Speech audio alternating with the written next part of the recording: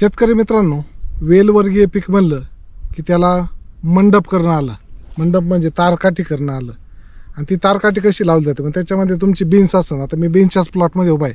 तुम्हाला ज्याची लागवड दाखवली होती किंवा पुढचे व्हिडिओ येणारच आहे आपण बीन्सवरती.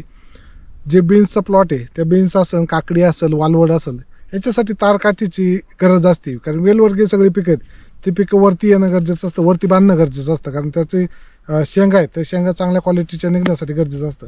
तर बघा की या ठिकाणी कशा पद्धतीने केलं आहे. साधारणपणे 120 फुटाची लांबी आहे. म्हणजे टोटल जे हे आहे याची प्लॉटची लांबी 120 फुटाची लांबी.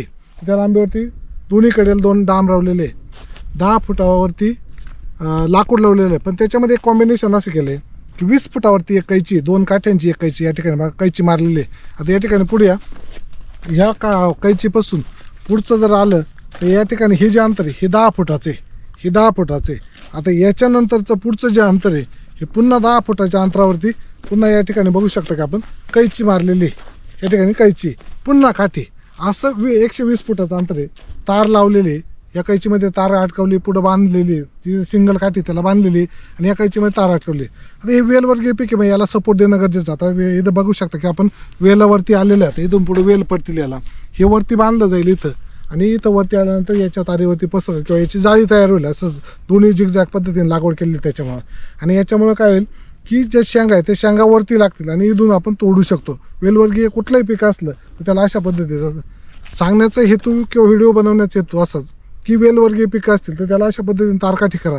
पण शेतकऱ्याचा किती जीव निघतो.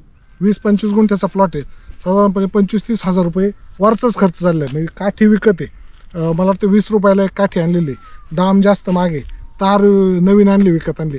आता हे सगळं मटेरियल पुन्हा पुढच्या पिकाला कामाला येईल. टोमॅटोला येईल, वालवडला येईल, किंवा पुन्हा बीन्स केलं तर त्याला कामाला येईल, झेंडू केला तर त्याला येईल.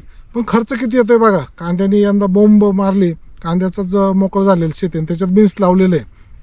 तर या पद्धतीसाठी किंवा यासाठी व्हिडिओ बनवला की जेणेकरून काय होईल की शेतकरी बांधवांची व्यथा किंवा शेतकरी बांधवांची कशा पद्धतीनं किती भांडवल लागतं शेतीला, हे स्वस्तात भाजी मागणाऱ्यांना, स्वस्तात कमी याच्यात भाजीपाला मागणाऱ्यांना कळेल, की बाजार पडल्यावरती बातम्या दाखवणाऱ्यांना कळेल की बाजार वाढल्यानंतर का जे बातम्या दाखवतात लय बाजार वाढले, बातमी पडल्यानंतर स्वस्तात मागतात अजून माल, व्यापारी म्हणतात आणा का. यांच्यासाठी हा व्हिडिओ बनवला की किती कष्ट आहेत. साधारणपणे 20 गुंठ्याच्या याला 25-30 हजार रुपये वरचाच खर्च. बियाणं वेगळं, मल्चिंग वेगळं, मशागत वेगळी, खुरापण्या वेगळ्या, फवारण्या वेगळ्या, खतं वेगळी, कुठपर्यंत जायचं अजून 1 रुपया काढला नाही. त्याच्यासाठी आजचा व्हिडिओ आवडला तर व्हिडिओला लाईक करा.